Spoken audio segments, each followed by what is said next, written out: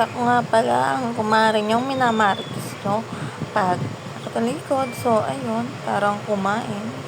Kumain na kumain, yes. Talong with bagoong or alamang sa amin, sa inyo kung anong tawag. So, ayun, lunok na lang ng lunok. Sana dumaan ito ng hating gabi ng gutom kayo, mainggit kayo. Saka maghanap kayo ng cravings yung alamang bagoong, tapos may mangga pa kayo. So, sulit talaga. Wala kayong mahanap ng hating gabi na. Bahala kayo dyan. So, ayun, may extra rice pa nga. Si Taba. So, paano ba yan? Ako, craving satisfied na. Kayo, saan napunta ang cravings nyo? Doon sa far, far away. Yun lang. Mainggit kayo, matakam kayo. Kaya nananaba tayo, kain tayo ng kain eh. Lunok na lang ng lunok. Oh. Ayan, nagsayaw pa si Lok.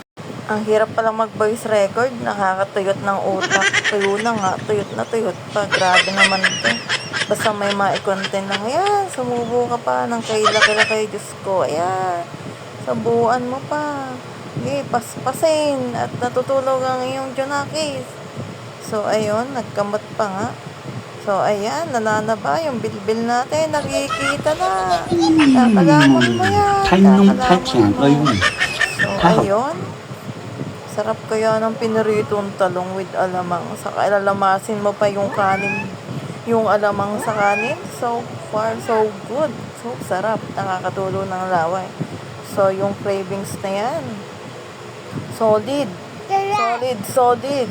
So, paano ba yan? Kung nagutom kita, magluto ka naman ganito. Kung anong meron sa inyo. Sabayan nyo na akong kumain.